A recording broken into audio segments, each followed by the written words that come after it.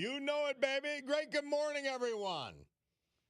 It is a beautiful Monday, August 24, year of our Lord 20 and 26, 9:15 on my Bacardo Jewelers watch. This is the Bob Cordaro Show. I am he, broadcasting today from the United States of America, Reagan's America, the place for the brave. Like the veterans we salute today, thanks to John Basiliga and his Great Eastern Roofing Systems.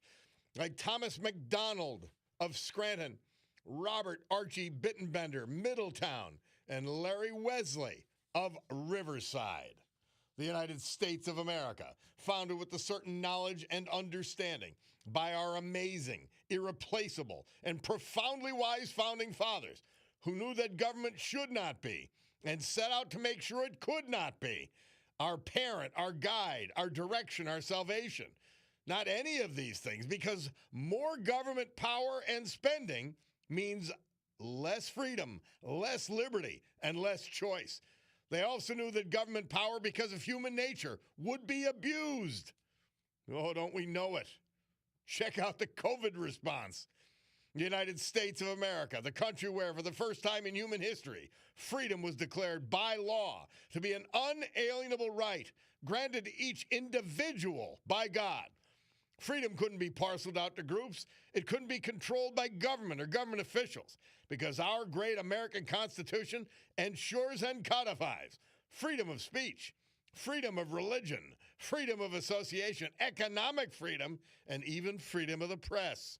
Yeah, they're free to lie, but we're free to ignore them. Now, because they were armed with these freedoms, and only because of that fact, these Americans, a ragtag bunch of immigrants, many of them rejects from around the world, they and their progeny created the richest, most powerful, most culturally diverse and accepting nation ever to grace our planet Earth. America, the only place specifically invented and designed so that every American can live their life in the manner they choose, unlimited by their background, upbringing, race, color, or creed, unhindered by the government or those who would use government to control others for their own comfort, benefit, or power. This Bob Cordaro Show will always be convincingly conservative, lovingly logical, proudly and passionately patriotic, and reliably right. And so, we gavel to order today's meeting of the Club for Common Sense, promising you that our total, immersive, immovable commitment to common sense will provide a sanctuary of sanity to all of you who hearken here for the balance of this singular, extraordinary morning. A gentle warning, this is not a safe harbor for stupidity. Such nonsense will be roundly and, dare I say, harshly attacked throughout the program. We will not suffer fools gladly. And their foolishness, their ignorance, willful or otherwise, will be called out with intent, purpose, and vigor, designed and sadly necessary to save our great American republic from evil, senselessness, and weakness, which can bring this noble experiment, even now, down. If we do not honor our obligations and aggressively oppose it, we could lose this amazing country. And you know what we're called on to do? Vote. Vote common sense. Vote the bums out. That's what we're called on. We're on live stream, and that's brought to you by our friends at Roach Supply, the premier bath and kitchen supplier in Northeast Pennsylvania. 75 years in business, which means a couple of things. They're great at what they do. They're great to do business with. Visit Roach Supply, R-O-C-H-E, roachsupply.com today, or stop by their store in Honesdale, or their sister store, which they also own, Chapman Supply in South Abington Township. So much to get to as this country continues to be amazing and under siege simultaneously. It's frankly frightening. The level of stupidity, the level of deception and duplicity. And sadly, I got another batch of disgusting, and I mean disgusting, Paige Cognetti negative ads. really something. I mean, every word is a lie. She is a low-life liar. That's what she is. It's unbelievable. I've never, I don't know. It's gotten worse and worse. See, as the Democrat Party has gone lunatic left farther and farther, they have to lie more. And they do it without any reservation. In the Muslim world, the Islamist world, more accurately, it's called taqiyya. Lie to get ahead, to advance the religion. Well, the left's religion, which has merged with the Islamist radicals, the left's religion, the Democrat Party's religion is lie. Get away with it. Just get in and get power. That's the same thing. They practice taqiyya, just like the Islamist lunatics do. And is it any coincidence that they're working together? Ridiculous. Ah, this stupid WNBA. I'm telling you, I will never watch a game. Ernest Cantor, who I get a kick out of him, he's really... He got kicked out of a game because he's saying women are women. And one of these idiot clowns from the WNBA goes over and is yelling and screaming at him, and he gets kicked out. Somebody said, you said all this before the last presidential election. Now you have Republicans in the White House, Senate, and House for almost 2 years, and we are worse off than we were when Biden left. Well, number one, that's a lie, and that proves how stupid you are, okay? You're a dumbbell. You're a blabbermouth, Ralph Cramden would call you. Things are not worse. And, you know, they just want to be conveniently lying. It's incredible. And by the way, the Republicans have a tiny, minuscule majority in the House, and they don't have a working majority in the Senate. They don't.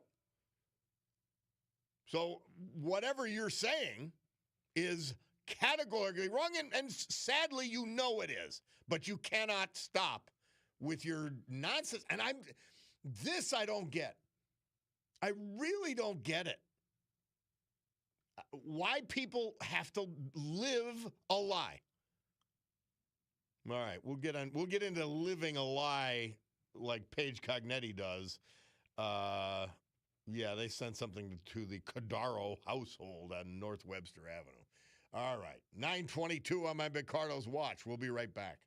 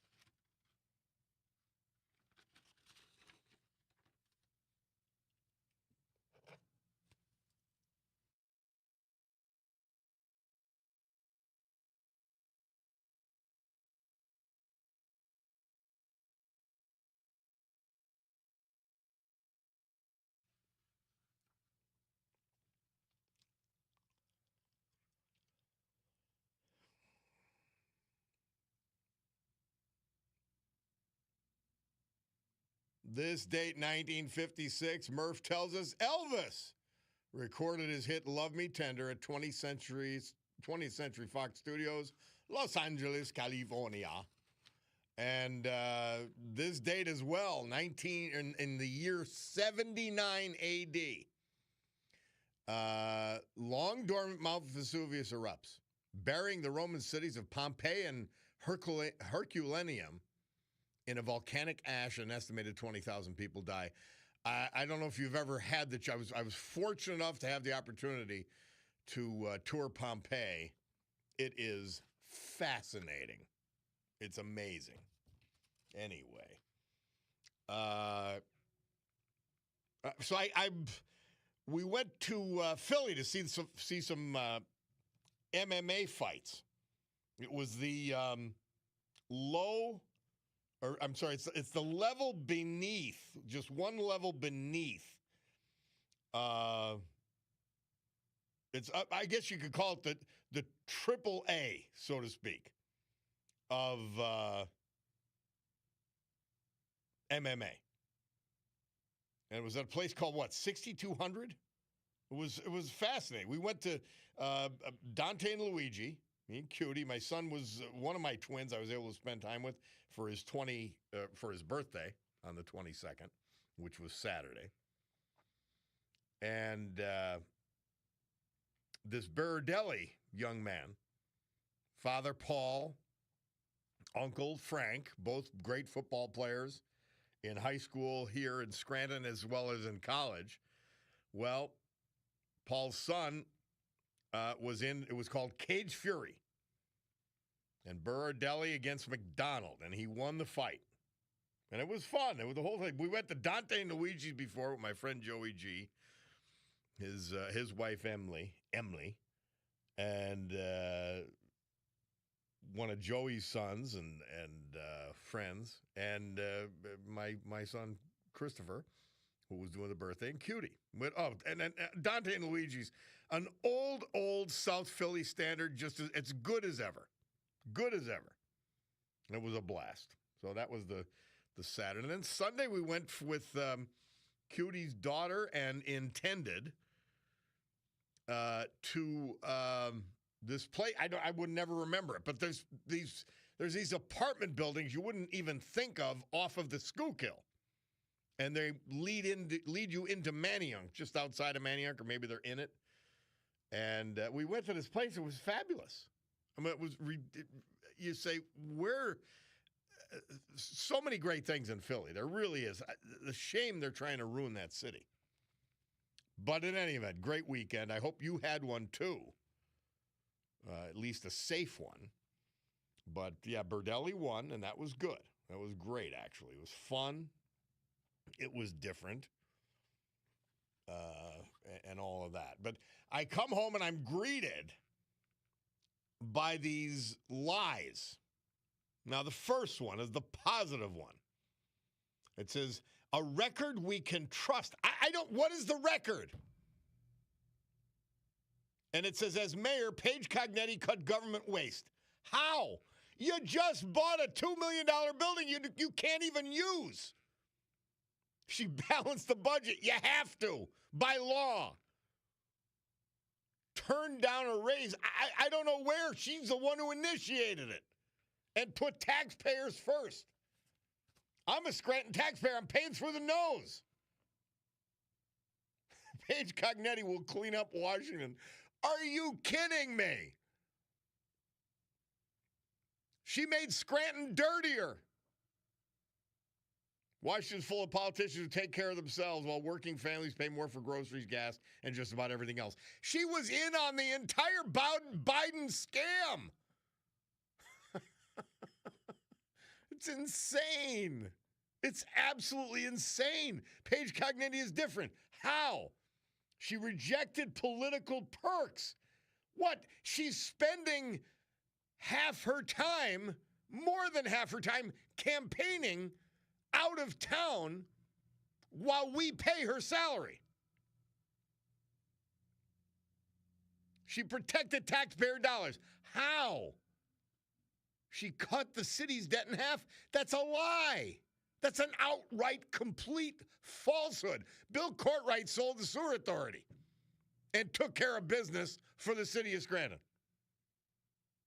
And she took on corruption, even when it meant standing up to powerful people. Who, like the people from Fidelity Bank that gave you 15 grand and you gave them 2 million back? Is that what you're talking about? It's insanity. Then there's another one. I mentioned this on Friday because someone had told me about it. Young kid Kenneth, he looks like he's from high school. He's living paycheck to paycheck. Congressman Rob Bresnahan just doesn't get that. It's my God. Oh my, you just say, this is insane. This is complete insanity. They call Rob Bresnahan the Prince of Pennsylvania, put a crown on his head. What, are they still playing that King's nonsense? That lie? Is that what we're playing? It's insane. We have a mentally ill candidate running for U.S. Congress. She's clearly, because she's approving all this. Bob, no, not if it matters. She's a D, and they will still vote for her in waves. They do. They just blindly vote for her. Dummycrats. It's insane. She's been an awful, awful mayor with no record. But they just say words and they think and apparently, well, not they think, they believe and they watch people just vote Dummycrat and not care that she sucks. Nobody cares. They just go and vote D. That's it. Unreal. The cult of Page. All right, 9:34. And I remind you again, if you have any doubt as to her sympathies, the Soros family members gave her the max contribution. And Fight is running her campaign. And she's got a little lunatic named Wendy who's like her left-wing henchman. It's insane. She's a leftist, true and true. True and through as well. My word. 9:35 on my Big Cardo's watch. We'll be back.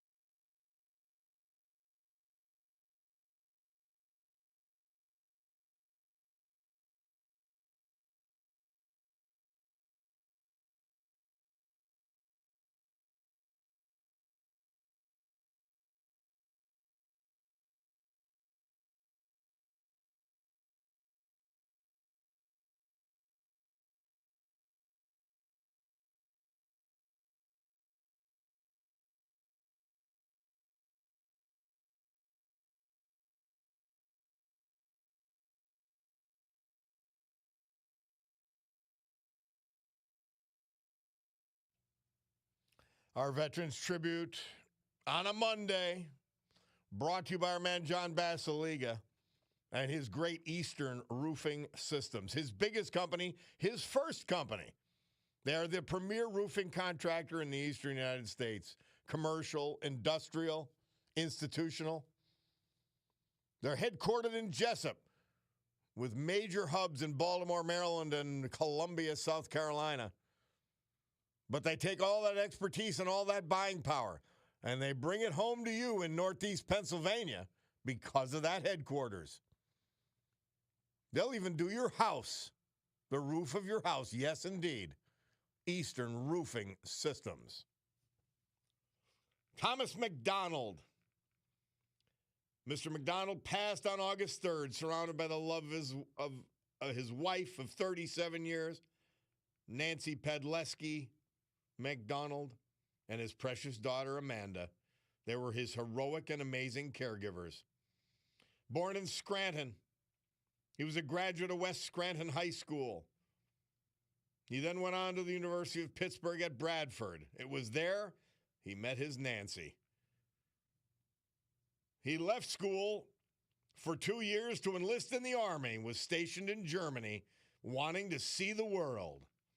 After honorable discharge, he returned to the University of Pittsburgh, this time at the main campus, where he was reunited with his Nancy. After their marriage and the birth of Amanda, they moved to Penn Hills and remained there, where they cherished their time together. Tom's greatest joy in life was being a dad. Throughout his cancer journey, Tom and Amanda spent countless hours by his side, facing every challenge together until the very end. Tom McDonald was very proud to have his very own personal nurse, but even more proud to call Amanda his daughter. Their bond was one of unwavering love, strength, and devotion. He's survived by sisters and other family members. He suffered, in addition to the cancer that killed him, from multiple sclerosis for 34 years. When he was diagnosed with MS, he was told there was not much hope for a sustainable future. Of course, Tom, being a MacDonald, lived to prove them wrong. He lived his life gallantly and on his terms. Thankfully, Nancy and Amanda made sure Tom was able to live in his home.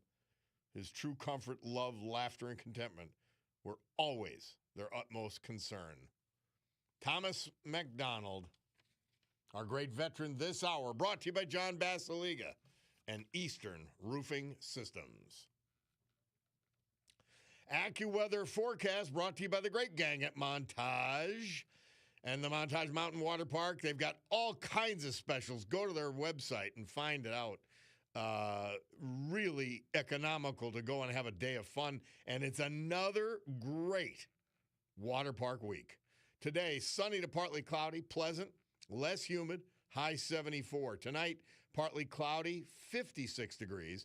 Tomorrow, partly sunny, high 74, low 55. Wednesday, mostly sunny and warmer, 81 degrees, low 64. Thursday, mostly cloudy and humid with a thunderstorm in the area, mainly later in the day.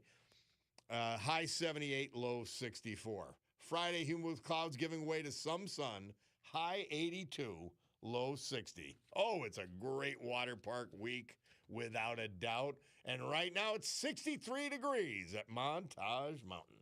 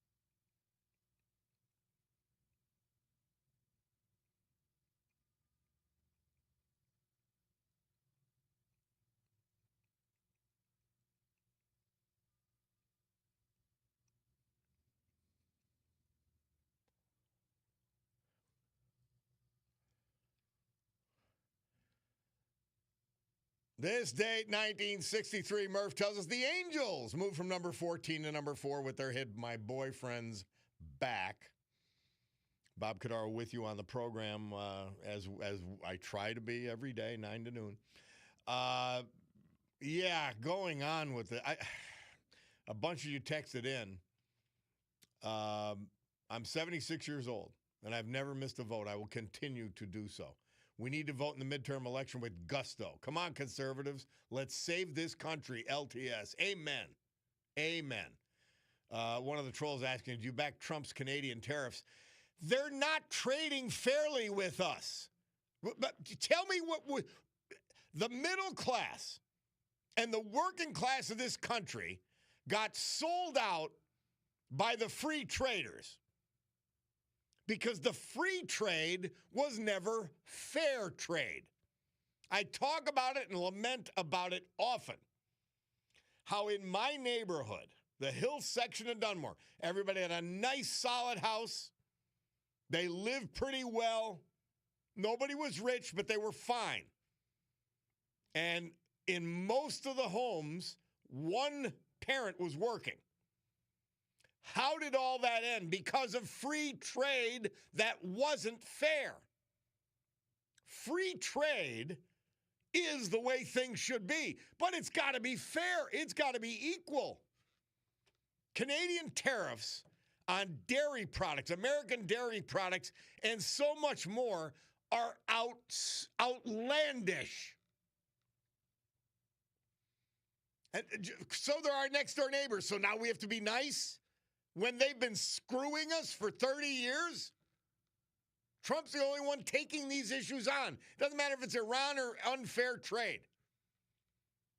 Why is the middle class here struggling? Why is the working class struggling? Because of unfair free trade. Yes, I support his Canadian tariffs. It's crazy. Some of these potholes been making improvements with ARPA money, the equivalent of living off daddy's money. Well, tell me the improvements. She's improved the lives of consultants. As somebody points out, $300,000 to find out whether to put a pool in, and guess what? They decided not to. Craziness. Joe from Westside, how do you really feel about Paige Cognetti? Well, bad enough I'm stuck with her as mayor. As congressman? Are you crazy? Somebody else, Bob LTS, the political ad with Bill from Scranton, the so-called three-time Trump voter. He calls Cognetti an old-time tough guy. I don't know. Yeah, what the hell is that is right.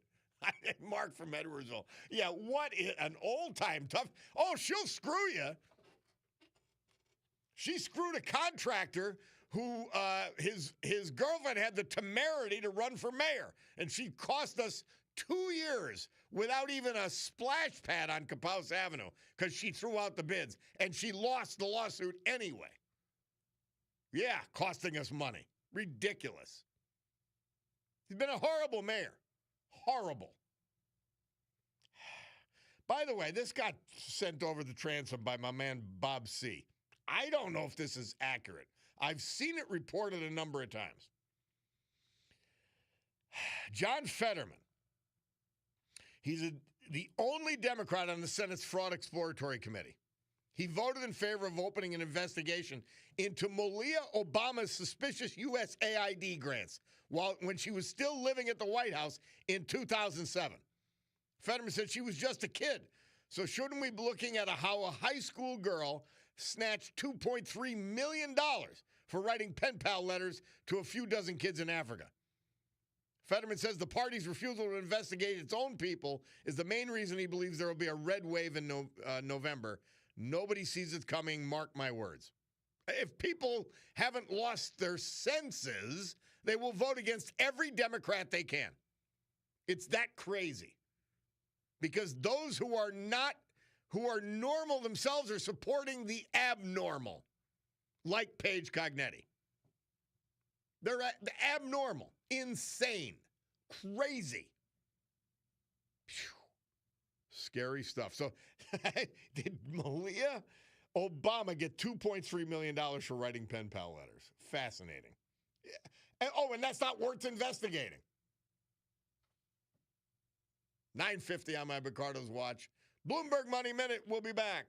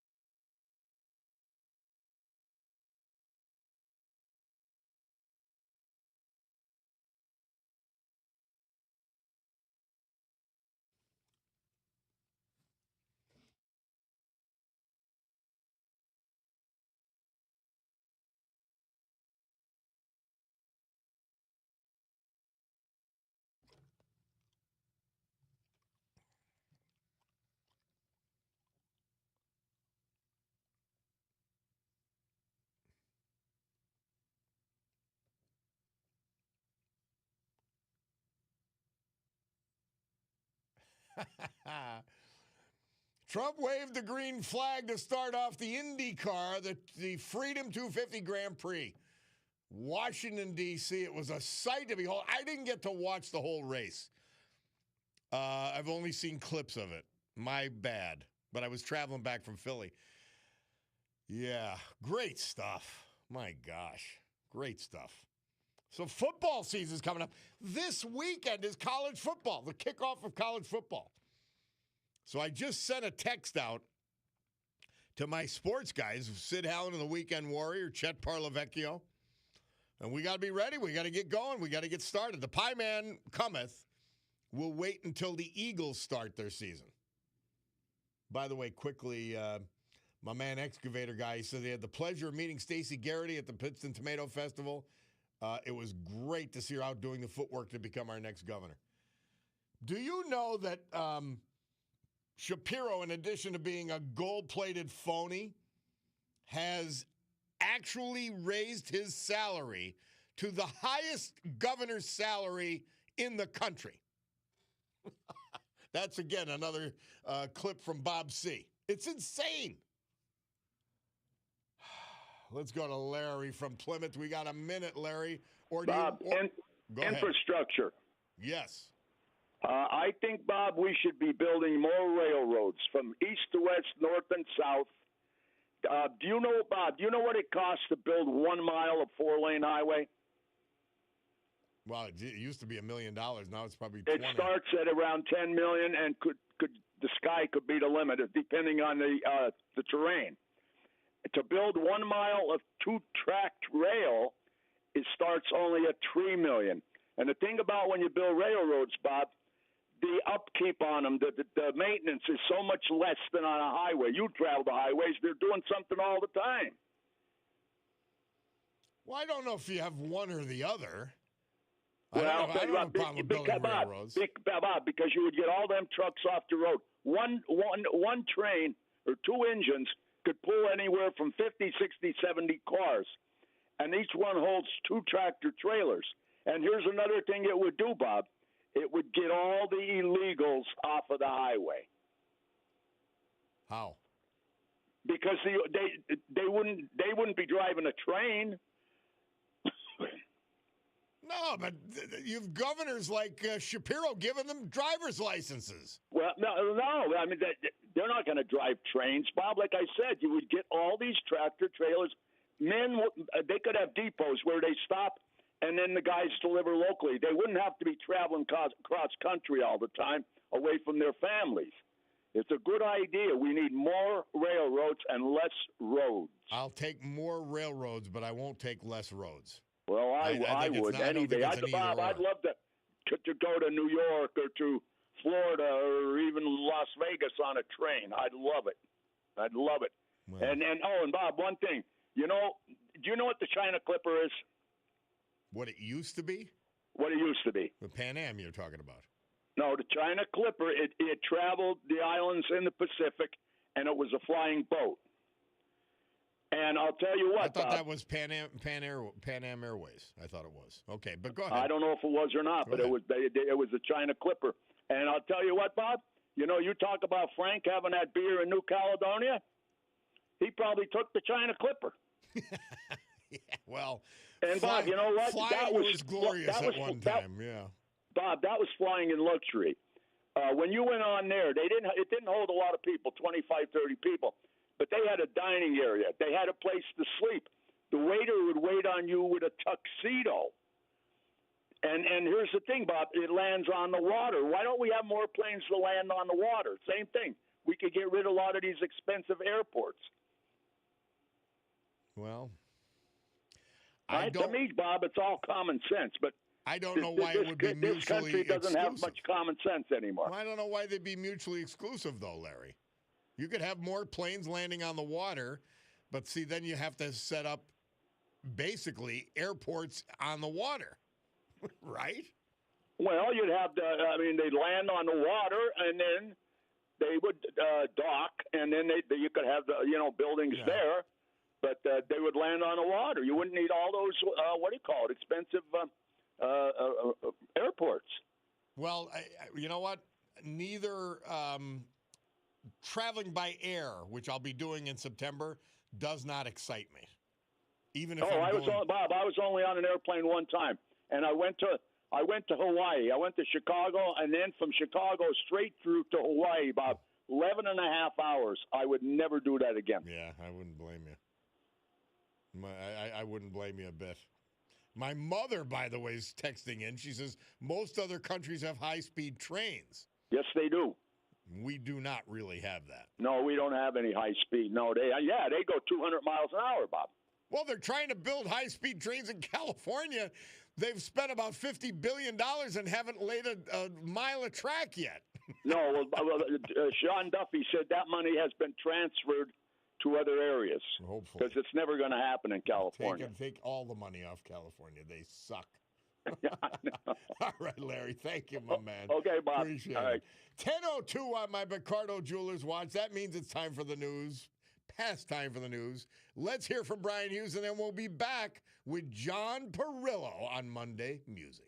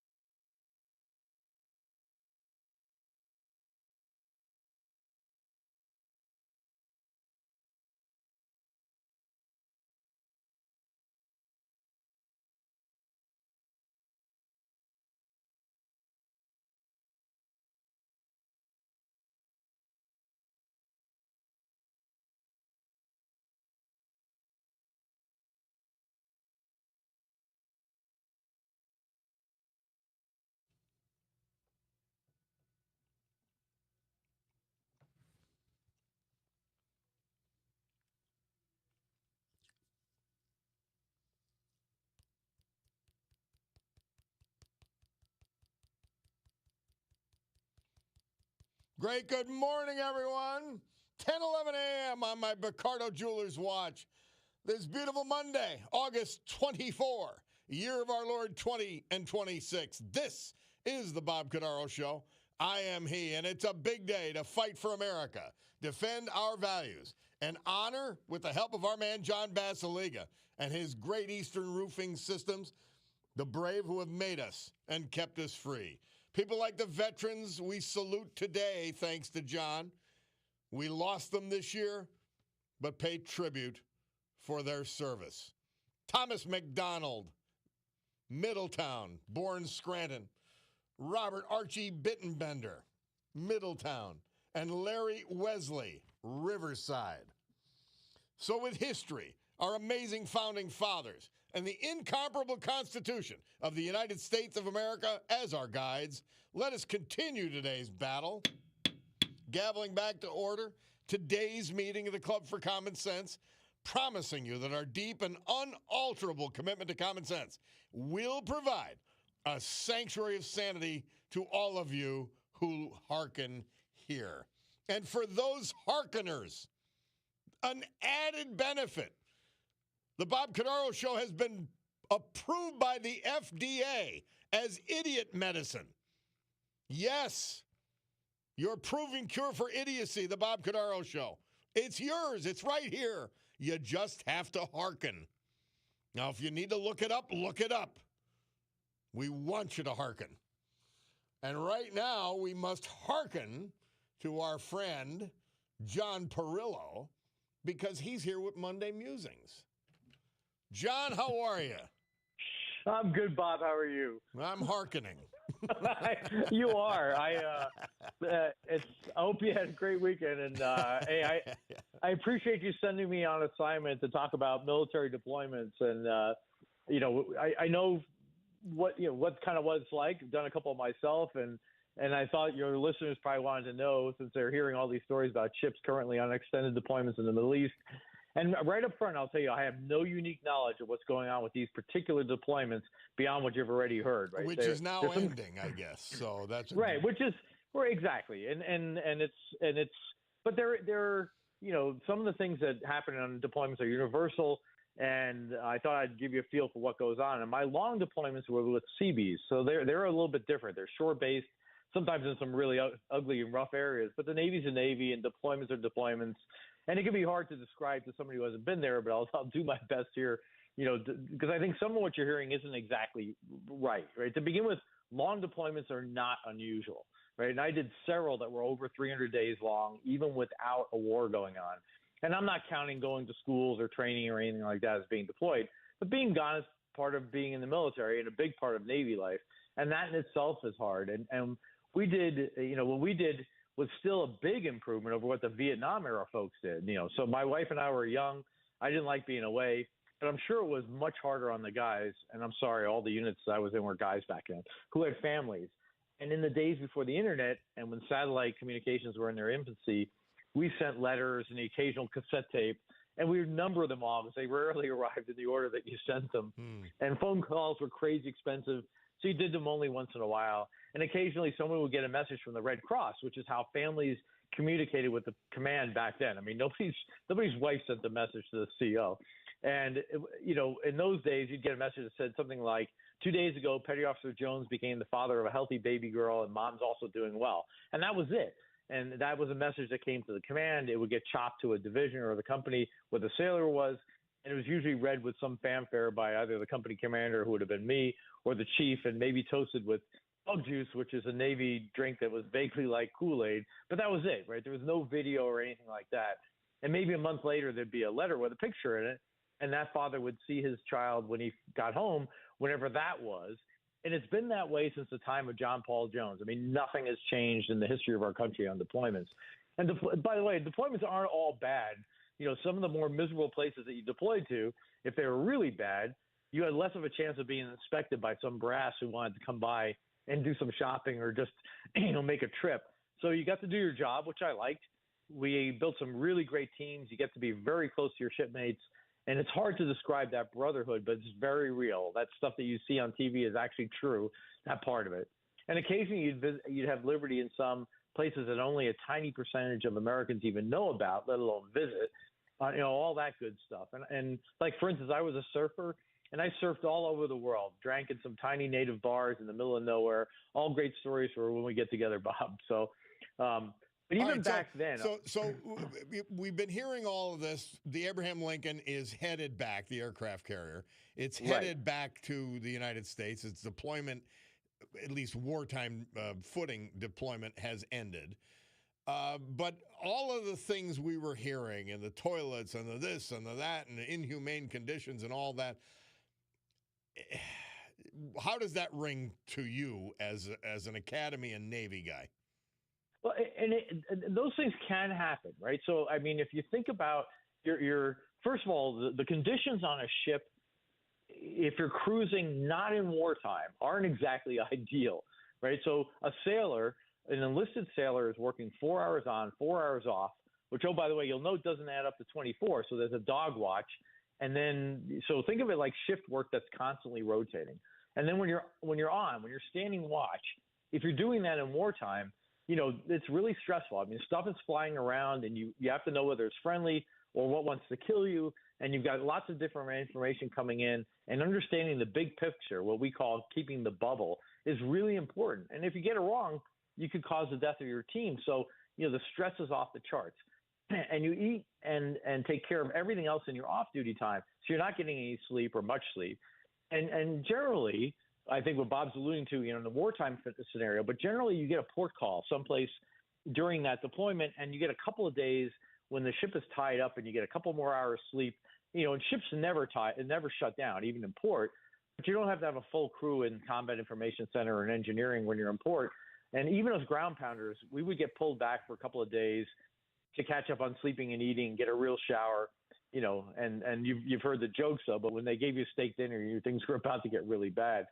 So, but to Bob's point, because the ship's operating 24/7, you're feeding 4 meals a day, you're fixing stuff while you're steaming around. Try to imagine it like fixing the radio in your car while it's moving, right? And during combat operations, resupply gets more difficult.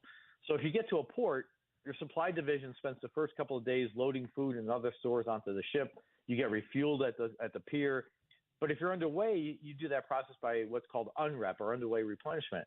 So you come along a side of supply ship while it's moving, and hoses transport fuel, and cables and helos transport other supplies, and it's complex and it's dangerous, and it's unique to the U.S. Navy. Other navies do it, but not nearly to the extent that we do. And things like fresh food are very difficult to transport and keep fresh. So just my experience while I was deployed to the Gulf, and I was attached to a ground unit, so my resupply was far easier than a ship's would have been, but we still had nothing but MREs, which is a brown plastic bag of dehydrated or condensed food, and warm water from a desalination plant for 28 days. And I'd have killed for some ice back then, and I still don't take ice for granted, right? So, at day 20, I'm the officer. I'm supposed to be setting the examples, and I get a bag of chicken a la king, and I about got sick. And to this day, don't ever order me chicken a la king. I won't even touch it. And so, but in my experience, what I saw out there, Navy chow is actually pretty good, right? And we got resupplied with food eventually, and we didn't have fresh food. It was all still canned or dehydrated, but we had some cooks who I think did a great job. Was it home cooking? Yeah, heck no. But after a month of MREs, I thought it tasted great. And the cooks really care on shipboard and on shore, right? Even on these deployed units.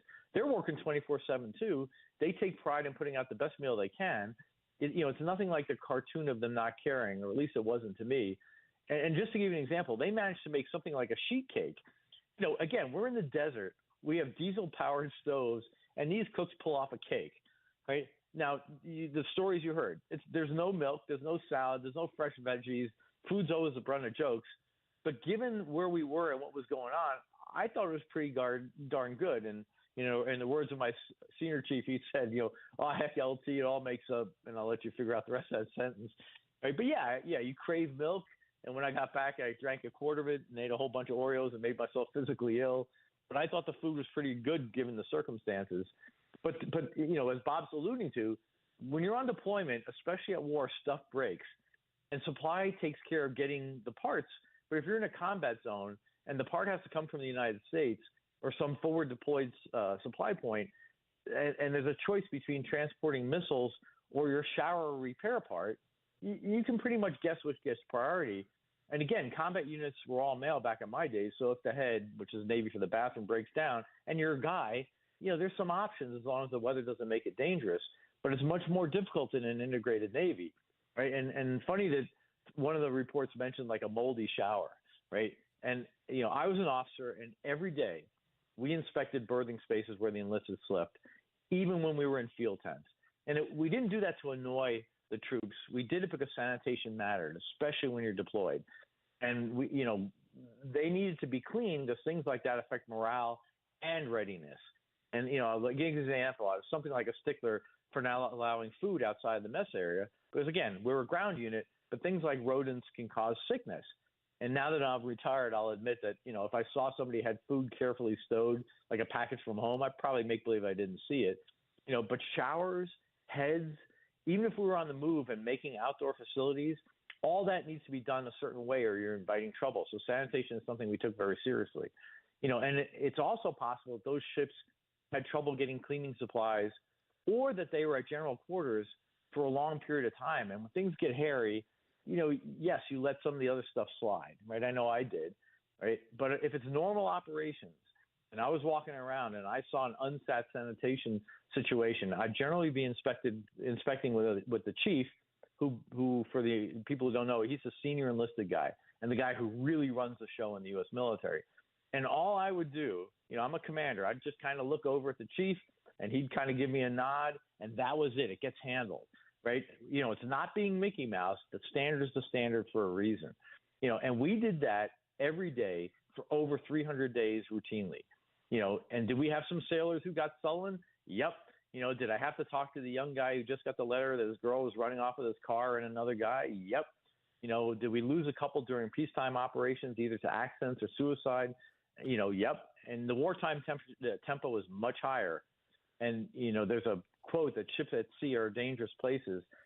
And anyone who's ever even been on a lake in a storm can imagine what the ocean can do if it decides to swat you. And there was this absolutely brilliant lady who I had the pleasure of meeting. Her name was Admiral Grace Hopper. And she once said that, quote, a ship in harbor is safe, but that's not what ships are built for. And Rick did a piece last week, which if you haven't heard, you need to go find it, on the workups to D-Day, the training for D-Day. And it should remind us that the job we're asking these guys to do, gals and now too, is really dangerous. 700 casualties in an exercise all the time, right? So it's to Bob's point, does some of that ring true? Absolutely. Did we ever break down and not be able to have a shower? Hey, I went 20 days without a shower. I can't describe what it smelled like, but it wasn't pleasant. It's stuff happens. So was it anything beyond the way some of the media were trying to make it? Anything extraordinary in terms of that deployment? No, I don't think it's extraordinary. I think what might be extraordinary is our expectations. If you really think that being on a ship at sea for 300 days means that everything is like a cruise ship, you got it all wrong. It's not like that at all. And to the young people out there, it's a great life. I'm not saying you shouldn't do it, but yeah, on occasion, things are going to go wrong. The toilet's going to back up, and if it's your division, you're cleaning, right? That's that's life, and you're going to do that at home so it's no different. It's just I admire the kids that are doing it now. I hope they're doing well, and I say my prayers for them every night, and hope you guys do too. But no, I didn't think any of that sounded extraordinary. I think if I'm in charge, the first thing that comes to mind is what's the mission. And am I accomplishing the mission? And everything else is subordinate to that. And after that, the next thing that comes into mind is my crew safe and are they happy? But I got to tell you, if I got mission and I have to worry about whether the crew is going to get hot shower, whether they're going to eat MREs, mission's the first thing I'm going to think about. That's just the way it is. And you should want that from your military. Amen. John Perillo, Monday Musings on deployments, extended and otherwise. Thank you, my man. Appreciate it. Thank you, Bob. You guys have a great week. I hope to talk to you next week. All right. John Perillo. We'll take a break. 10:26 on my Bacardo's watch. We'll be back.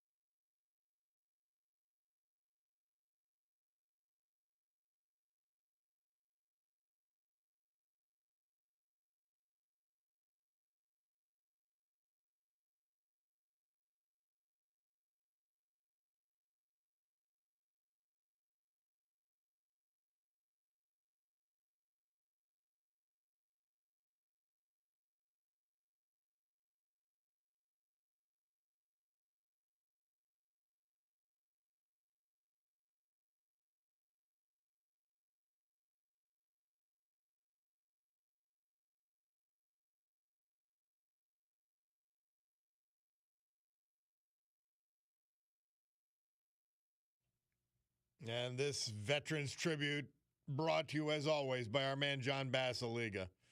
And on Mondays, we feature his first company, his biggest company, Eastern Roofing Systems, the premier roofing contractor in the eastern seaboard of the United States for institutional, commercial, industrial purposes. And they're headquartered in Jessup with significant hubs in Baltimore, Maryland, and Columbia, South Carolina. They bring that expertise, they bring that buying power, all of it to you in Northeast Pennsylvania because of their Jessup headquarters. They'll even do your house so you can get the best for whatever project you have ahead of you. Eastern Roofing Systems. Robert Archie Bittenbender. We lost him August 8th at the age of 84. He was from Middleton. He died at home after a courageous battle with cancer. He grew up in a home centered on faith, learning, and family, which shaped his character, values, and pursuits throughout his life. He attended MMI and graduated from Freeland High School in 1960. Then he served his country with pride in the Army Reserves. After his service, he went on to work at Prudential Insurance for 30 years, followed by a career at the Whitehaven Center, where he compassionately cared for his patients and would take them out on surprise visits to his family. Archie is survived by his loving partner of 40-plus years, Dottie Laputka, who cared for him with love and devotion at their home until his last breath. Archie shared a special bond over the years with Dottie's family, including her children, grandchildren, and great-grandchildren. Archie is also survived by his longtime separated wife and friend, Mary Silky Gribosh Bittenbender, with whom he shares 4 cherished children, 5 granddaughters, 2 great-grandchildren, many nieces, nephews, cousins, and in-laws. He was known to many simply as Archie or Pop-Pop, a testament to the deep affection and respect he inspired in all who knew him. He had a heart of gold, only a phone call away, a listening ear, always wheeling and dealing to get a good bargain. After retirement, Archie and Dottie spent their time together on many home improvement projects, casino trips, and their daily adventures enjoying life and good food. Archie was a lifelong member and elder of the Freeland Presbyterian Church. Since its closure, he found a faithful home at Bethel Baptist Church, where he attended service as often as possible.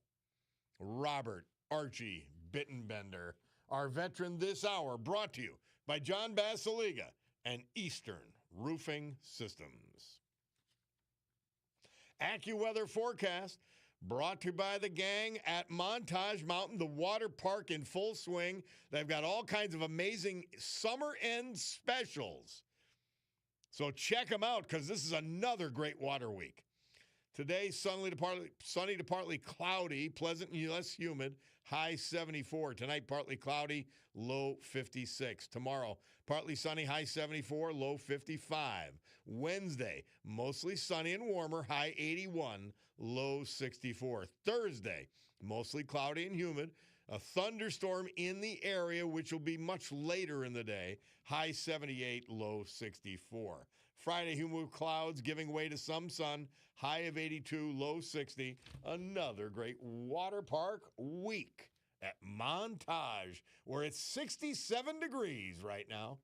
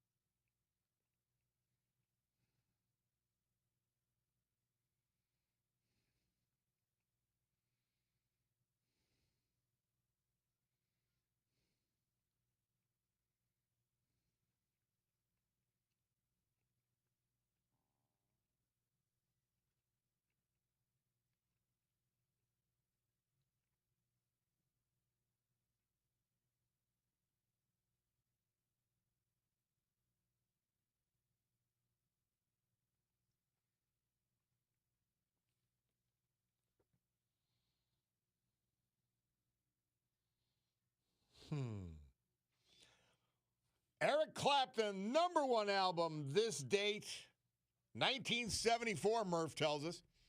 461 Ocean Boulevard was the album, and Murph featured I Shot the Sheriff from that album. Bob Cordaro, back with you. Let's go to Kevin from Duryea. He's been very patient. Kevin, how are you? Good, Mr. Cordaro. How are you? Great, thanks. That's really great with Mr. I can't pronounce his last name because I take kind of seizure now. I'm getting older and older. The words just don't come out. John Vega Sala, something like that. I never knew that about Lee Marvin. That's beautiful. Oh, yeah, Basiliga. You're talking about the guy who does Basiliga, yeah. I didn't know that about Archie. I don't know who the heck Archie is, but that's brilliant. You guys are really doing it up for these veterans, you know? They're the best. Something that yeah, you are. You are. Okay, on my topic, data center. Why such a outcrying? You know, the liberals now are embracing nuclear power. Talk to them in the 70s when that movie came. I can't recall Jack China Lemmon Syndrome. Right, yeah, okay. 78 or something like that. That's based on 3 Mile Island, which comes online next year. All of a sudden, you know? 2027 it comes online. So I don't know. Talk to them in the 70s, you know. No, there's a lot power, of there's a lot of misinformation on data centers. Right. I exactly. had a guy on when we were down at the Tech Bridge conference, and he said, look, there are data center projects that should not be happening because they're too close to neighborhoods.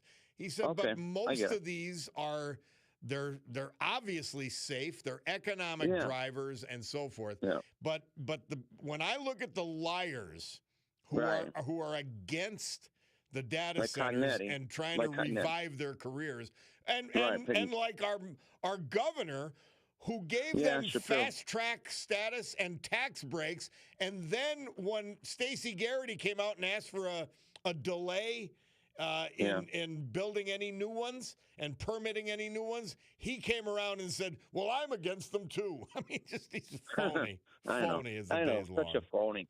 That's why Haddock hitched his wagon to him, because Haddock slides right in there. Haddock thinks he's going to take him to Washington, and Haddock's going to set policy for the United States. Oh, it's never going to happen. At 63 years old, he's out of his friggin' league. He's a fan. He's living a fantasy dream. He's 63 years old. My advice to him is retire already and go your cabin in Susquehanna and hunt. Well, he doesn't have enough pensions. He wants more pensions. Yeah, because I asked him, what's your big achievement? He ripped on me about, go get a job. You're 68 years old. Your brother-in-law was a big-time lawyer. Your brother was a big-time lawyer. Right? What does that have to do with me? Okay? I didn't go. I mean, I studied the law, but I never took the bar just to satisfy my parents, you know, because they had big dreams for me. But I was a kind of guy that was a tinkerer, you know. So anyway, I just don't believe the hype, because data centers are a win-win. I live in Duryea. I live down by the river. We got lots of land. It'd be out of sight, okay? Be out of sight. And Duryea Borough bought that land, and they're going to turn it into a nature conservancy. They're not going to take the water out of the swamp. They could take it out of the river, okay? They could recycle it. They could build their own power infrastructure rather. It could be done, and the bottom line is, in the right location, they can be done to where they're a benefit to the community. Yeah, I'm going to paraphrase Eminem, who said, you only get one chance in a lifetime, don't blow it, you know? Amen. Amen, Kevin. Right, amen is right. Thank you, my brother. We got to go. We'll take this break. Bob Cordaro, WILK. We will return.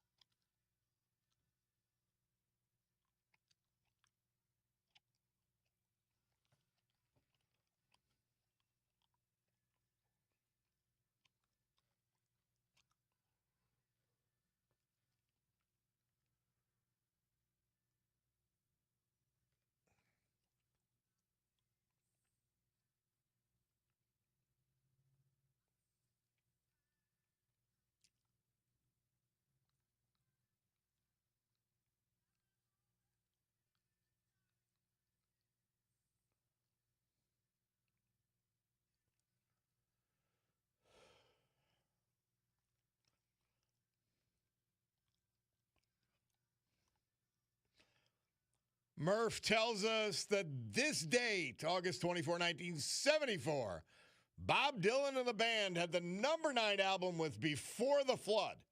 It was a live compilation of their tour earlier in that year.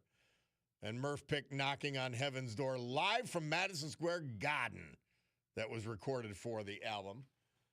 Dylan a little bit more, I guess, into it than he was when he came to the arena here. I fell asleep. I said, I got to check off a Bob Dylan concert. And I fell asleep in the midst of it because I don't think he moved 1 inch for the entire concert. Anyway, let's go to St. Teresa, Mother Teresa for August 24. She says, we fear the future because we are wasting today. As Mary Regina says, short and sweet. Think about it. Do not waste today. Don't waste it, or you will fear the future. All right, Bob Cordaro back on the program. Bob, did you see the misleading article Daily Mail posted about Rob B. yesterday? I did not. Last night it was linked on Drudge Report, but it's not any longer because they're coming up with lies. They're coming up with lies, and they get caught, and they have to take it down. But the shot has been fired. Somebody says Stacey Garrity looks bad in these new ads where she's cheerleading for data centers. She better get in front of that. She doesn't have the money.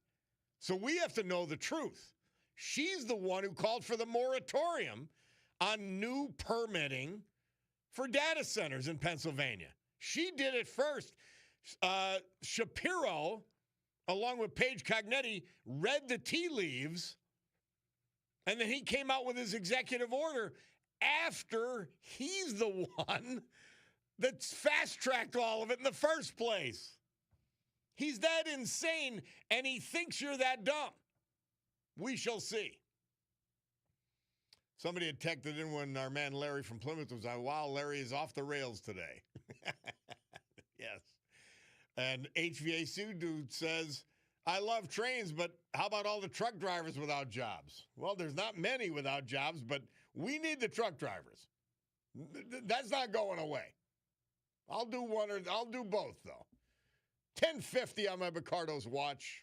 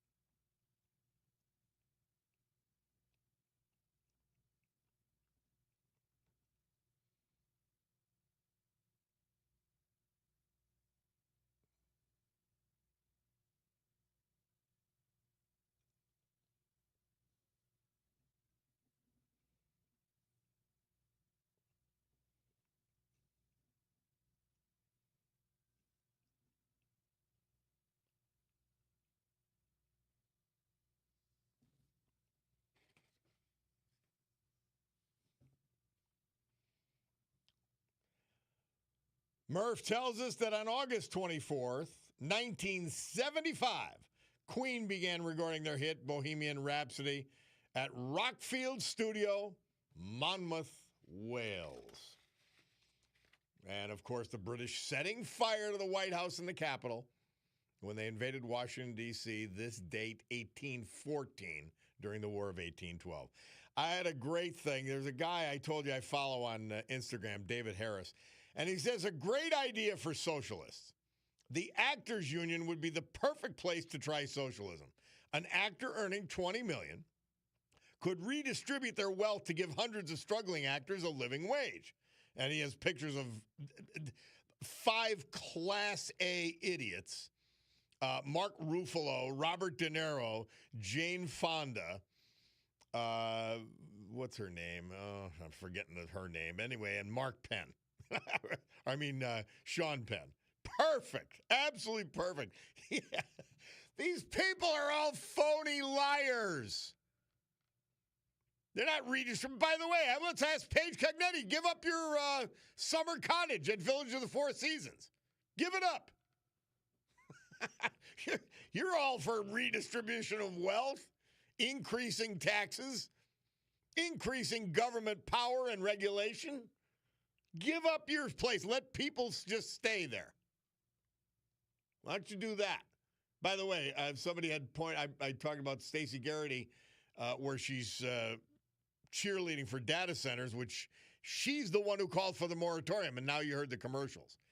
Because Shapiro's got so much money. He's got every left-wing, wealthy America hater supporting his candidacy, just like Page does. They've got more money than they even know what to do with. And they'll be running untrue negative ads. And that's what we're going to be faced with, unfortunately. I'm telling you, this Democrat Party has descended into depths that I thought were not possible. I really didn't see it. How can this happen? It's that awful.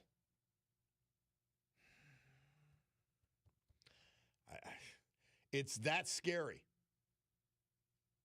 FHL sends in about El Sayed's campaign. I mean, the Democrat nominee for U.S. Senate is a left-wing Islamist. Now, they're using the left wing because they know that left-wing policies will help destroy America. And then the Islamists can take over. It's that simple. It's that blunt. The Democrats, the left-wing idiots, those that are not insanely naive, they know that the Muslims vote in blocks, and they could use those votes. So you've got this merger of anti-American billionaires from the Soros family that supports Paige Cognetti to the Arabella group, to Singham and others mentioned in one of our clips, this Hans clown from overseas. And they want to destroy America. That's their goal. And isn't it interesting? How could you vote for someone like Paige Cognetti who's got the financial support of people who want to destroy the country? And that's what Al Sayed wants. He wants to destroy the country. It's insane. And and people are blindly supporting them. I don't get it. 11 o'clock on my Picardo's watch, actually 11:01 right now. So that means it's time for the news. With Brian Hughes, we'll do that. We'll be back. It's the Bob Cordaro Show.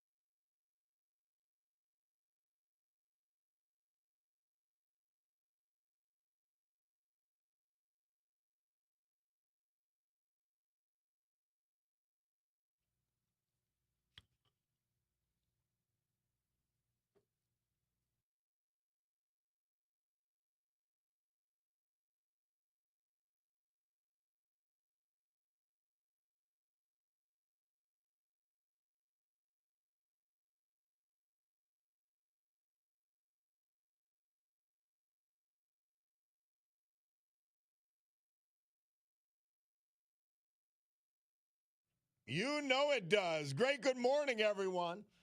It's 11:08 a.m. on my Bacardo Jewelers watch. This beautiful Monday, August 24th, year of our Lord 2026. This is the Bob Cordaro Show. I am he, and it's a big day to fight for America, defend our values, and honor, with the help of our man John Basiliga and his Great Eastern Roofing Systems, the brave who have made us and kept us free. People like veterans we've lost this year, but celebrate today thanks to John. Like Robert Archie Bittenbender of Middletown, Thomas McDonald, originally from Scranton, and Larry Wesley, Riverside. So with history, our amazing founding fathers, and the incomparable Constitution of the United States of America as our guides, let us continue today's battle.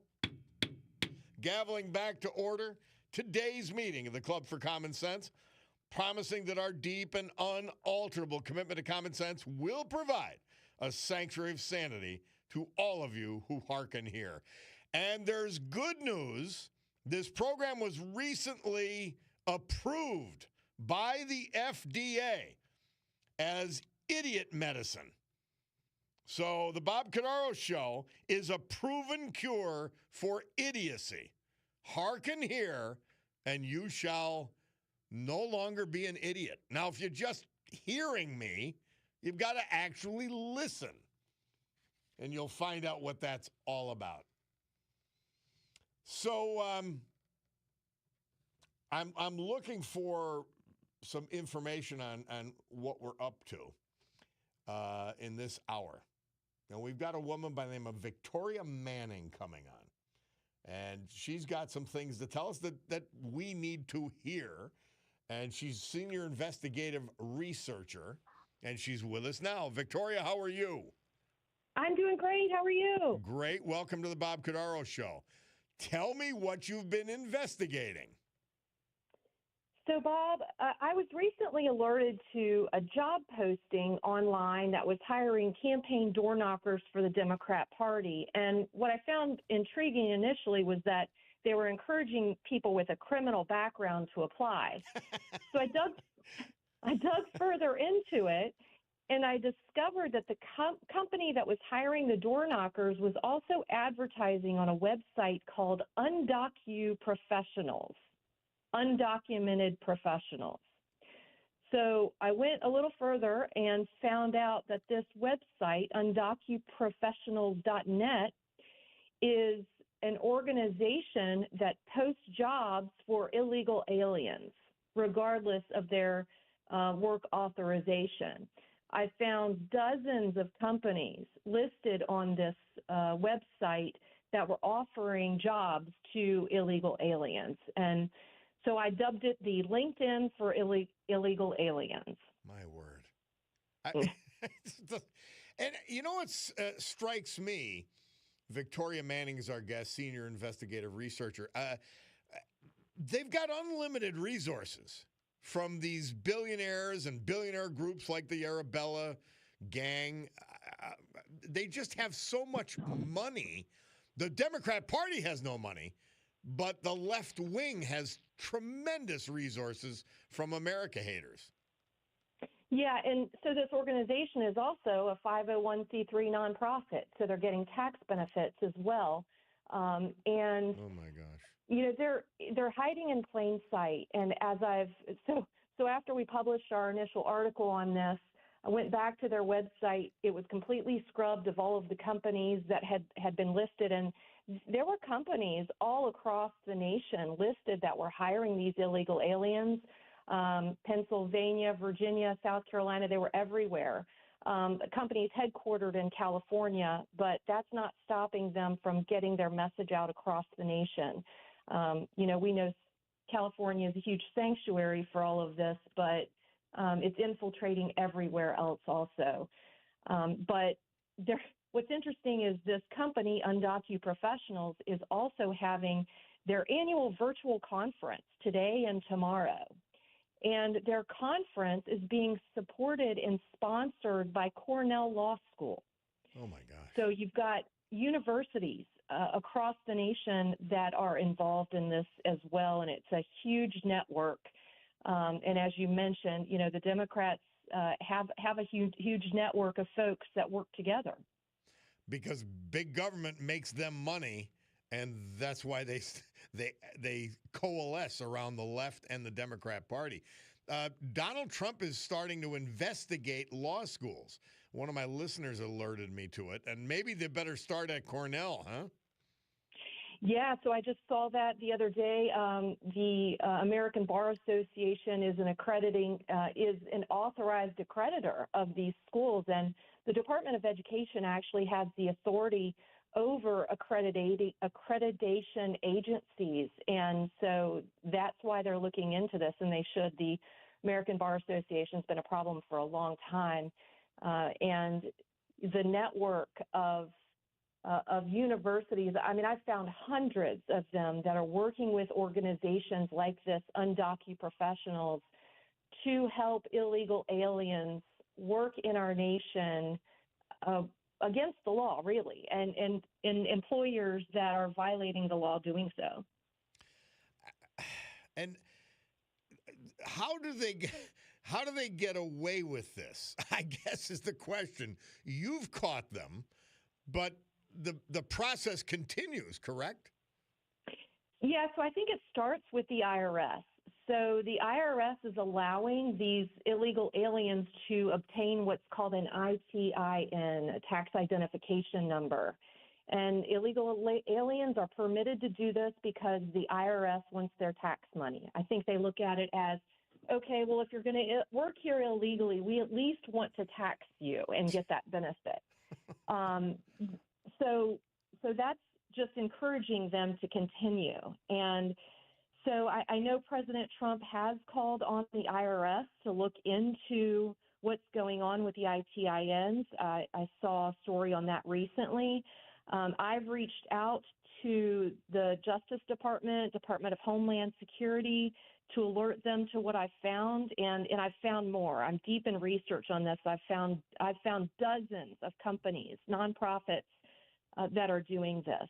It's a whole ring, and hopefully I can get some attention with the Department of Justice to do something about this. Victoria Manning's our guest, senior investigative researcher. Tell us, I mean, what project are you working on now? Because or is it just a continuation of this one, which is a pretty big deal? Yeah, it's pretty much a continuation of this one, but I've also uncovered some other ways they're creating. These illegal aliens are creating their own businesses to kind of hide behind not having to be employed and having to have a Social Security number. They're also creating what's considered a co-op, a cooperative, a business cooperative, where they're it's essentially job laundering, where the employer is hiring the co-op instead of the illegal alien. And then the co-op is paying the illegal alien. So I'm working on a story on that right now. Folks can read our work at restoration-news.com. That's where I'll be publishing it. And I'm going to have a series of these articles uncovering and publicizing what I find. Victoria Manning, is there anything that surprises you about this, or did you feel like you were going to find these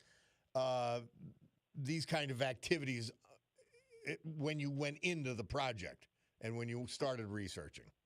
Well, when I started researching, I was just interested in the fact that the Democrat Party was encouraging people with a criminal background to knock on doors. So what I uncovered, what was surprising to me is how widespread and how blatant they are. I mean, they've got websites. I guess maybe it's because it's California. You can get by with a lot in California. Yeah. But hopefully, immigration is a federal law enforcement job. And so hopefully the federal government is going to take this seriously and crack down on this. Tell us where people can find you and your work. My work can be found at restoration-news.com. All right. That's pretty simple. We could remember that. That's good stuff. Well, thank you so much for this. And feel free to update us anytime you come onto another of these. You just think about it and you say, I mean, you have to be saying this to yourself, even as someone who's hardened by years of research. You have to say, is this really happening? Exactly. And it appears it's been happening for decades, too. Oh, crazy stuff. All right. Well, thank you so much. Victoria Manning, we appreciate it, and we'll talk to you again. Thanks, Bob. Take care. All right. We'll take a break. We'll be back. It's the Bob Cordaro Show.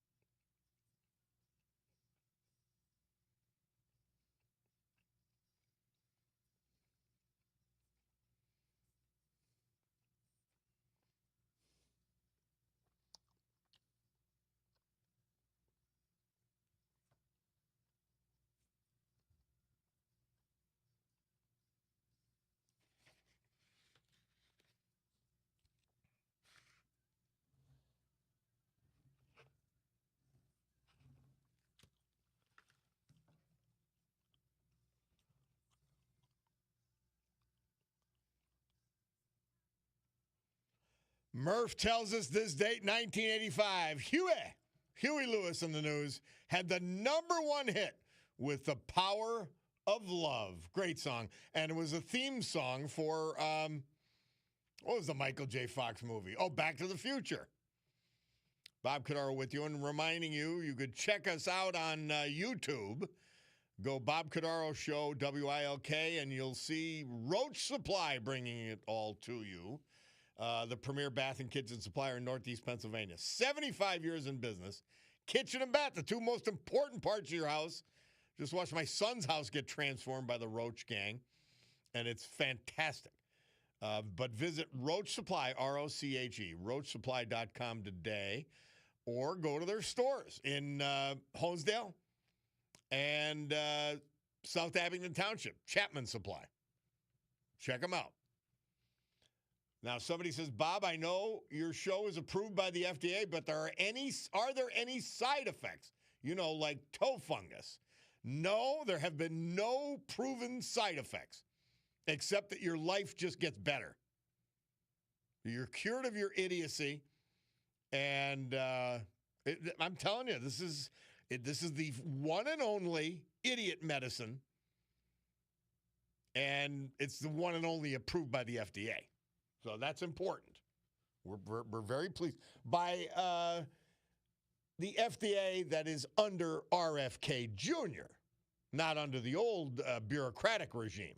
So it's under normal people we've been approved as idiot medicine. And I tell you, hearken here, and you will either avoid any idiotic tendencies you have, or we've seen complete turnarounds. We've seen complete turnarounds. By the way, our friend Tina Morocco, bringing you this hour. Global Sales Advisor, Sotheby's Realty in Naples, Florida.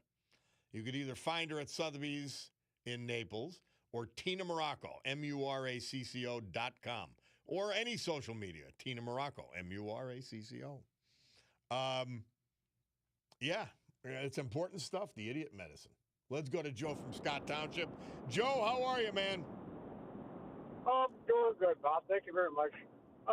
Your recent guest made a comment about IRS collecting taxes for Yes. these non-American migrants. Yes. I'm curious, are non-citizen migrants who come to the States, are they required to join into and pay into the Social Security system? No. Since they may go back to their homelands? No, because they're not supposed to have Social Security numbers.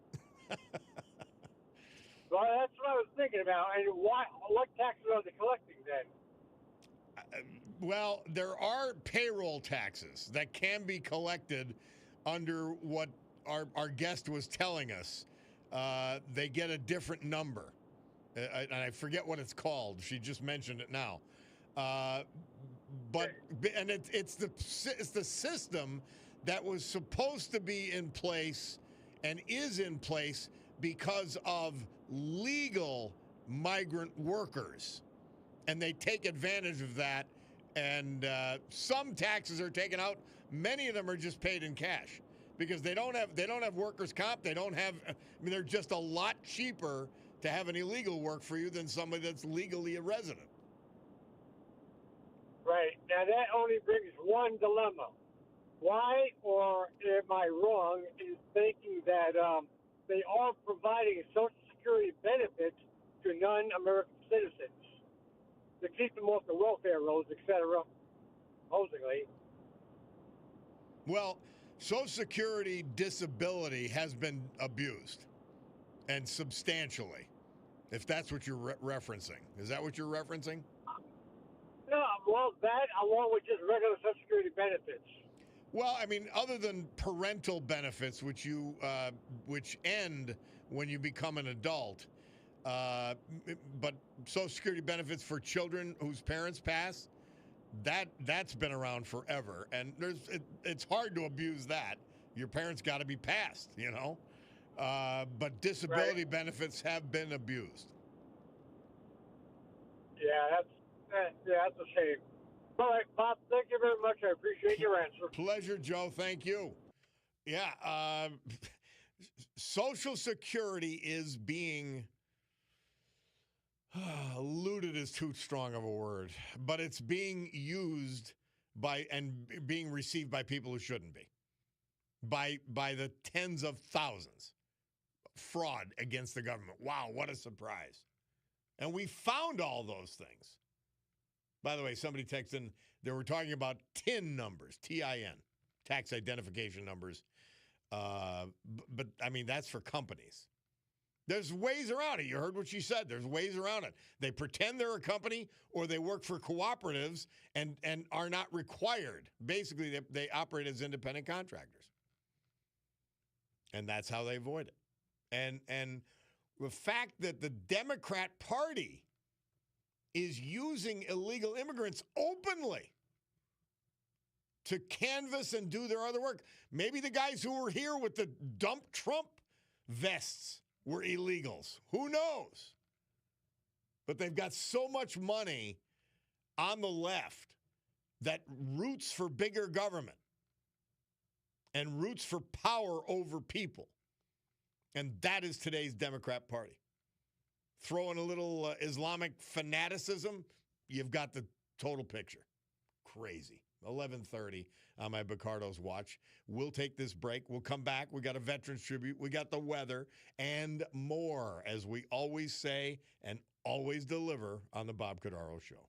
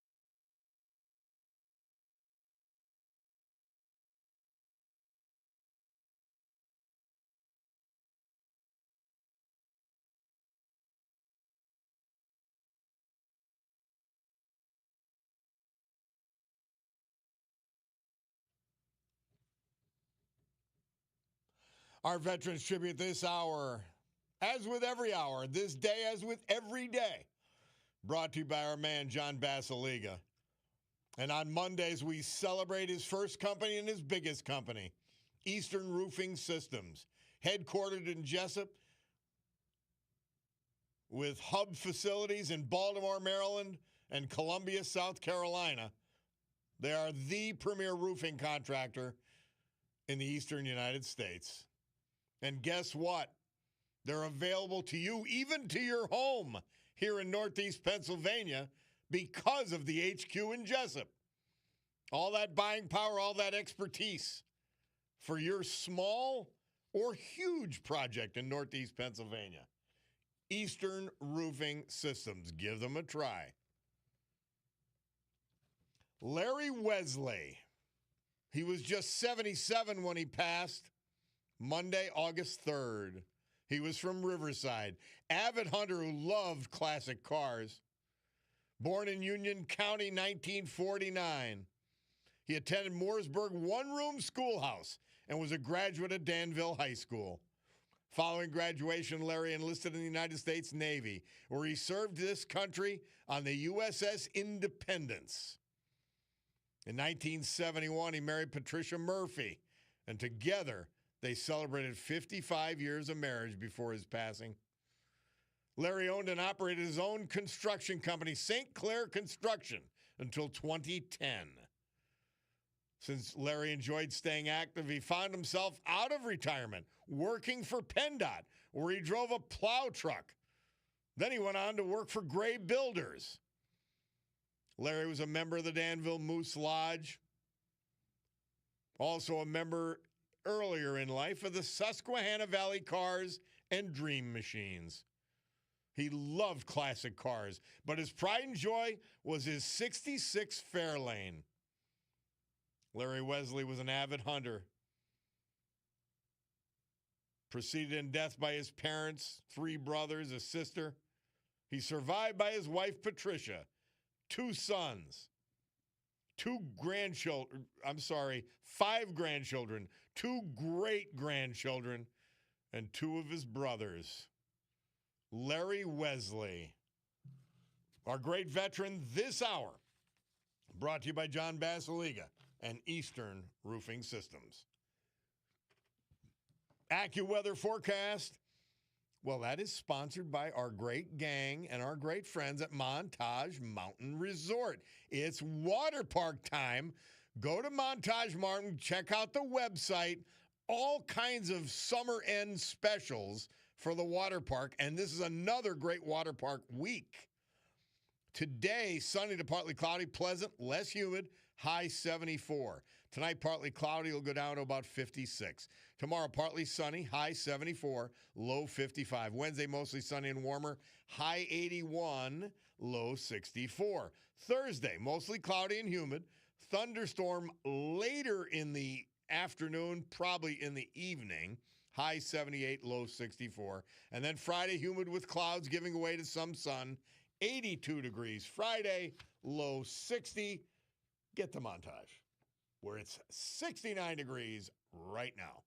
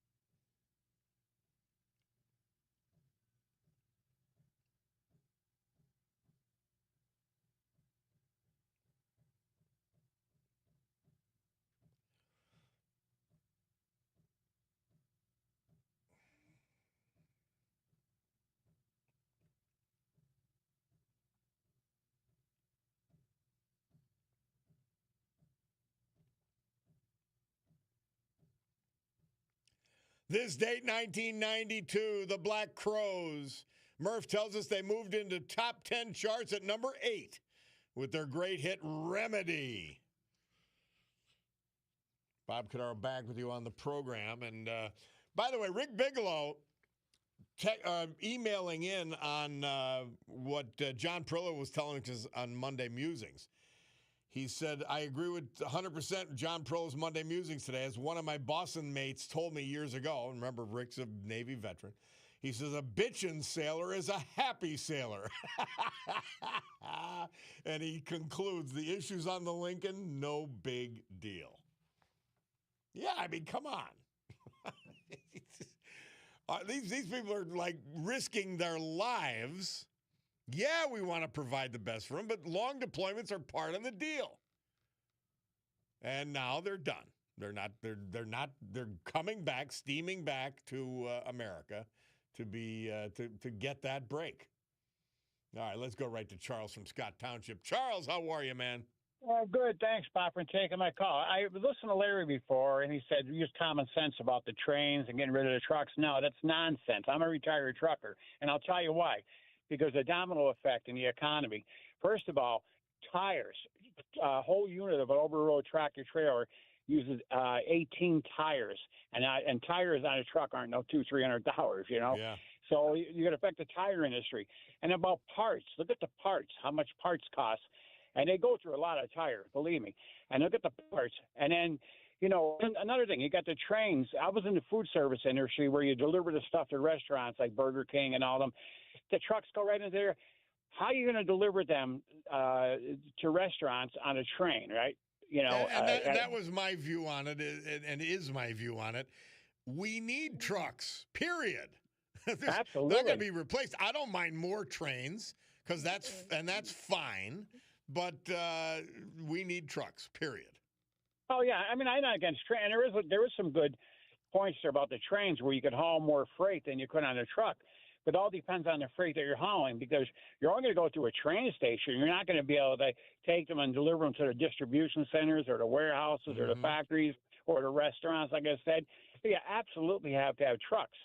And you know, like I said, there's some good points on that, too.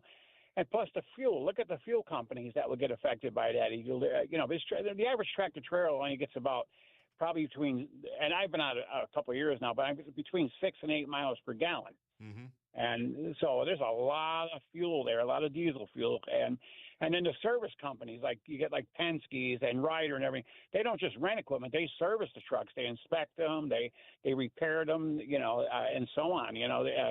And so, you know, you're going to put a lot of people out of work, and there's no way they're going to stay in business. They don't have tires to produce for trucks or parts. They're not going to be in business, right? And you're not replacing the trucking industry, period. It is absolutely essential to the country. You know, it's the old saying, any product you are using was brought by truck. Period. Absolutely. Whether it's in your office or your home or whatever, everything you have was brought on a truck.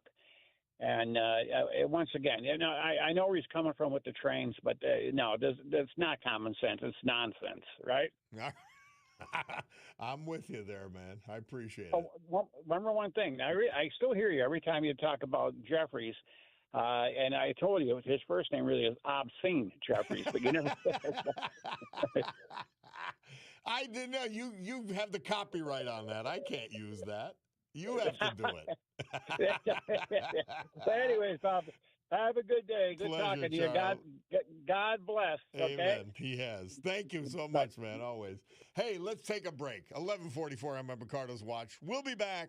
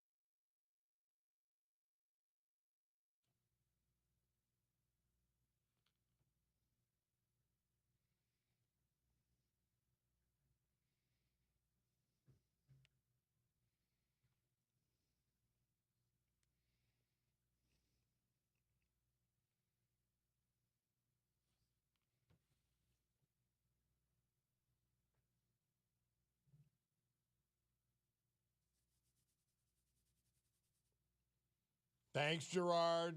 Thanks, Frank. Now, this is on a report from Rick Bigelow, who's pretty good. He says that it's now 2:45 in the morning in Noumea, New Caledonia. And that's where Frank Sinatra is reportedly on a bar stool talking to Joe. Gerard Mayer, rather, of course, he is right here in Northeast Pennsylvania, protecting the mall, I assume, in any event, the downtown marketplace. But great stuff. Bob Cordaro back with you on the program as we steam towards the Bloomberg Money Minute. And, I'm looking at these protests. What are the protests? I don't get it. Would you actually protest for trans men to compete against boys, girls, and women? Would you do that? I'm not getting it. There's not even, there's no argument for it. What is the argument? I don't get it. These are things that they have us fighting over that are mere common sense. It's only a distraction. How would you let a man participate in a girl's sport? I don't get it. Using girls' locker rooms, bathrooms. It doesn't make any sense. I got sent a meme. It said, this man tried to go in the bathroom, the girls' bathroom, when my daughter was in there. And it said, this is the father who knocked his teeth out. Yeah, that's about right. 11:50. Picardo's. We'll be back.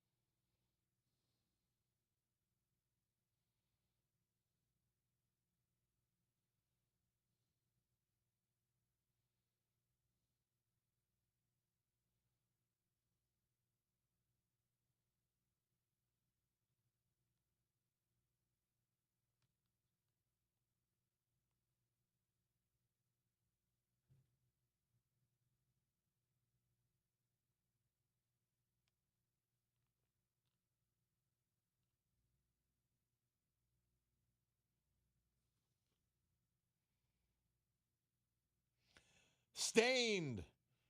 This date, 2008, Murph tells us they had the #1 rock charts hit with Believe.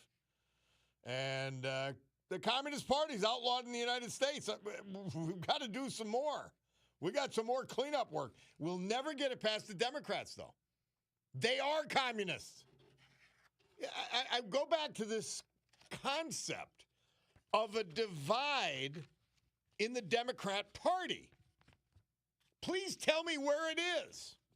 Oh, yeah, we're going to finish up with Start Me Up.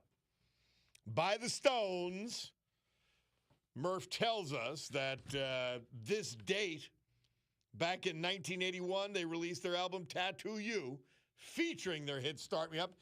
Isn't it? I guess it's ironic we're playing Start Me Up at the end of the program, but so what, right? We like it. We love the Stones. But yeah, please tell me the daylight between the communists and the Democrats, the ones that call themselves Democrats. The only difference is they lie. At least the DSA, they're telling you straight up, we're kooky, we're nuts, we're insane, and we want to destroy this country. The Democrats, the Schumers and all, they don't say anything like that. They just try to do it. Somebody texts in, Bob, riddle me this. A little Batman reference. I like that. Biden decreased the deficit by over $900 billion. Well, that's a lie. You may be confused with what a deficit, which is the annual compilation of deficit spending, and the national debt. Trump's not good on this issue, period. Not at all. Trump, since he was a developer, he loves cheap debt. And the Treasury bills are the cheapest debt in the world. He's wrong on it, and it's going to catch us. But please tell me, now you're obviously trolling for a purpose, but what program do the Democrats agree to cut? Please name one. Exactly. Nothing. And to get a budget through or a continuing resolution through to not shut the government down, the Democrats make you spend money. So, yeah, Trump's guilty of it, but please don't even pretend there's an alternative. And the lie that Joe Biden decreased either the deficit or the national debt is just that, a lie. A bald-faced lie that old kook used to tell, and it wasn't true.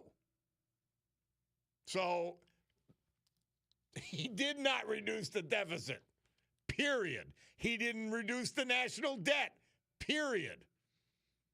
But Trump ain't much better, but he doesn't have the votes to overcome the Democrat Party that wants you to spend on everything. Who went crazy? By the way, let's keep on the point. Who went out of their minds and are actually against ending fraud in government programs? The Democrat Party. Please don't have this argument with me. You sound silly. And I'm hoping you're not. Well, we've got to go. It's noon on my Bacardo Jewelers watch. That means we're done. How did this day vanish already? I don't know. It just does because hey, time flies when you're having fun. That's what they say. God willing, I'll be with you tomorrow morning at 9:05 or thereabouts. But for now, we've got to give way to the Sue Henry Show, the Rob O'Donnell Show after that. Let's gavel to a close. Today's meeting of the Club for Common Sense. And God willing, I'll be with you tomorrow.